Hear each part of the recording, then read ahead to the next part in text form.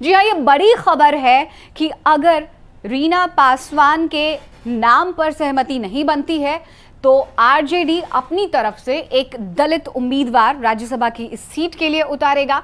मंशा साफ है, समाज में ये संदेश जाए कि हम दलित प्रेमी हैं, दलित हितैषी हैं। और जैसा कि आपने बयान में ही सुना होगा, शक्ति यादव ने किस तरह से कहा है कि बीजेपी ने एक जो कैंडिडेट उतारा है सुशील कुमार मोदी, वैश्य कैंडिडेट है, साफ साफ एक संदेश दे दिया है अपने तरीके से, लोगों में ये मैसेज कन्वे करने की कोशिश की है आरजेडी ने कि बीजेपी दलित विरोधी है और हम दलित हितैषी हैं।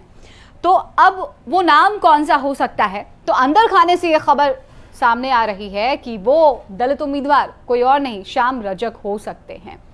तो ये रहा आरजेडी का प्लान बी।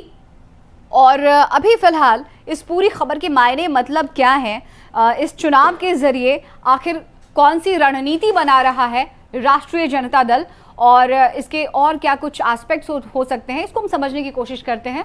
हमारे सहयोगी यहाँ पर पटना से रोहित सिंह जुड़ गए हैं, उनसे हम बात करते हैं।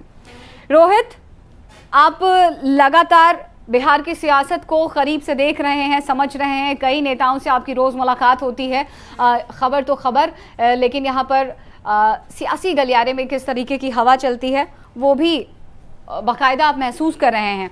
हमें सीधा सीधा ये बताइए, इस राज्यसभा चुनाव के जरिए जो रणनीति बनाने की कोशिश की गई है महागठबंधन की तरफ से या यूं कहें राष्ट्रीय जनता दल की तरफ से, क्या आपको नहीं लगता कि यहाँ पर कहीं पर निगाहें, कहीं पर निशाने वाले हालात हैं?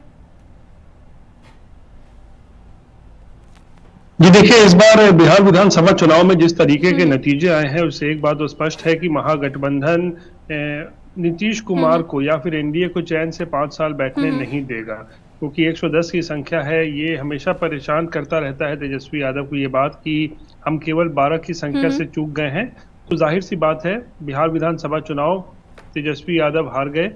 उसके बाद स्पीकर का चुनाव हुआ विधानसभा में, वहां भी नीतीश कुमार की मुश्किलों को बढ़ाने की पूरी कोशिश की महागठबंधन ने।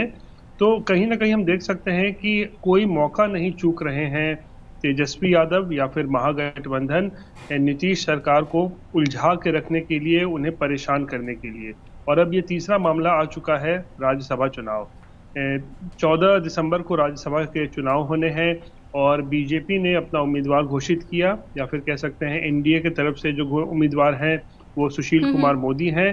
तो अब संख्या बल की अगर बात करें तो यहाँ पर एक तरीके से स्पष्ट है कि संख्या बल इस वक्त एनडीए के पास है। एनडीए के वोट से सुशील मोदी आराम से चुनाव जीत सकते हैं, लेकिन फिर भी महागठबंधन ने, तेजस्वी यादव ने, कह सकते हैं नीतीश सरकार को फिर से यहाँ पे उलझाने की कोशिश की है, परेशान करने की कोशिश की है और घोषणा की है कि वो भी चाहे तो वो भी उम्मीदवार उतारने की बिल्कुल। रोहित, अगर प्रैक्टिकल ग्राउंड की हम बात करें तो देखिए यहाँ पर महागठबंधन भी इस स्थिति में नहीं है, चिराग पासवान की महागठबंधन भी इस स्थिति में नहीं है कि वो ये चुनाव जीत पाए। रही बात यहाँ पर रीना पासवान के नाम पर समर्थन देने की, बिना किसी शर्त के, कोई भी यहाँ पर कंडीशन अप्लाई नहीं हो रही है आरजेडी की तरफ से।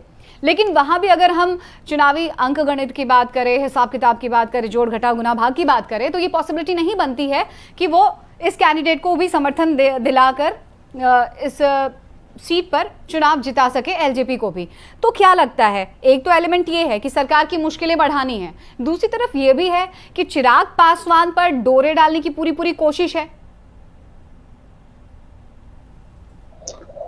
देखिए, जहां तक चिराग पासवान पर डोरे डालने की कोशिश है तो ये मुझे नहीं लगता है कि चिराग पासवान को यहाँ डोरे डालने की है। यहाँ पर दरअसल राजनीति हो रही है। राजनीति ये हो रही है कि चिराग पासवान को यहाँ पे उलझाने की कोशिश हो रही है और रीना पासवान का नाम उछालकर एक बहुत बड़ा कार्ड खेला है तेजस्वी यादव ने, क्योंकि इसमें इस हालात में अगर रीना पासवान को एलजेपी उम्मीदवार बनाती है तो तेजस्वी यादव ने घोषणा की है, उनकी पार्टी ने घोषणा की है कि वो रीना पासवान का समर्थन करेंगे।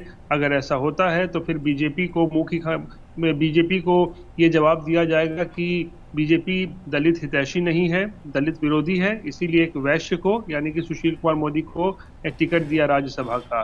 तो ये यहाँ पे चाल है। और अगर किसी बहाने अगर चिराग पासवान तैयार नहीं भी होते हैं अपनी मां को राज्यसभा का उम्मीदवार बनाने के लिए, तो एक बात तय है कि कोई दलित ही महागठबंधन का उम्मीदवार होगा। अगर कोई दलित चेहरा महागठबंधन का उम्मीदवार होता है तो भी तेजस्वी यादव और महागठबंधन बीजेपी पर हमला करेंगे, कहेंगे कि हमने तो एक दलित को उम्मीदवार बनाया है, आपने नहीं बनाया, आपने एक वैश्य को उतारा है। तो किसी दोनों एक तीर से दो निशाने कह सकते हैं, एक वो यहाँ पे साधने की कोशिश की जा रही है। रोहित, एक बात और साफ है, तेजस्वी यादव एलजेपी की तरफ से, लोक जनशक्ति पार्टी की तरफ से अभी फिलहाल तो अगर मगर वाली स्थिति है नहीं, हालात है नहीं इस तरह के। एक बात और साफ हो जाती है कि भले ही एकला चलो की राह पर चले गए थे चिराग पासवान बिहार चुनाव के दरमियान, लेकिन अब वो अपनी तरफ से कोई रिस्क नहीं लेना चाहते हैं।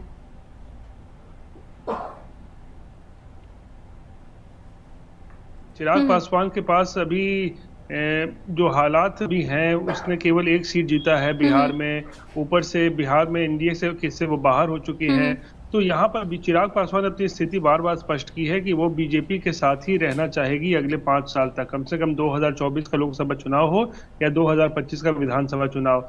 चिराग पासवान के लिए अभी इकलौती उम्मीद है कि वो बीजेपी के साथ रहे तो ही उसका भला हो सकता है। तो ऐसे में चिराग पासवान सुशील मोदी के खिलाफ उम्मीदवार उतारेंगे, ये बहुत ही, मुझे नहीं लगता है कि ऐसा चिराग पासवान करेंगे, क्योंकि अगर ऐसा वो करते हैं तो फिर सीधी सी बात है वो केंद्र में यानी कि दिल्ली की राजनीति में जो वो एनडीए के साथ है वहां से भी वो बाहर निकाल दिए जाएंगे।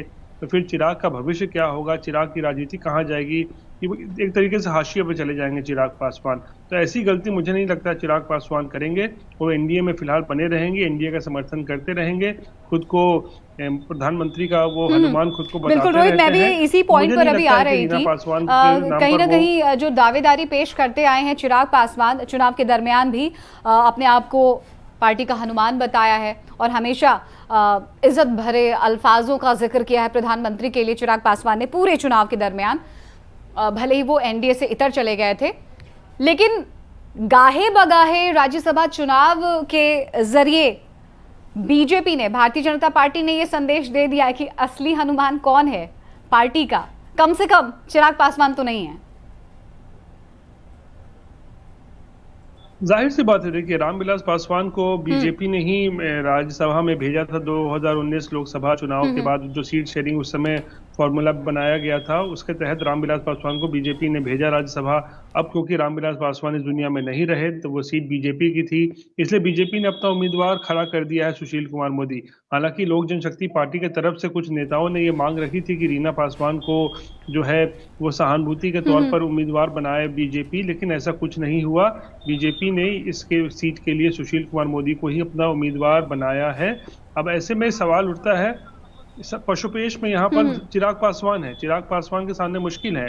अगर वो अपनी बिल्कुल एक और बात है रोहित जो हैरत में डालती है, कर देते हैं तो वो एनडीए खेमे से बाहर हो जाएंगे, बात बिल्कुल साफ है।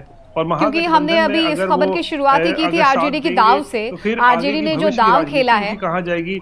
शक्ति यादव की तरफ से जो बयान सामने आया है, या फिर यूं कहे कि पार्टी का ही बयान सामने आया है, जिसमें वो रामविलास पासवान की तारीफ में कसीदे गढ़ते हुए नजर आ रहे हैं। ये वही रामविलास पासवान है, ये वही एलजेपी है जिसको हमेशा निशाने पर पार्टी लेती रही है राष्ट्रीय जनता दल या पूरा का पूरा विपक्ष। और आज उनके गुजर जाने के बाद उनकी उपलब्धियों को गिनाया जा रहा है, उनकी तारीफ की जा रही है कि पूरे जीवन में रामविलास पासवान ने बिहार का विकास किया, देश का विकास किया।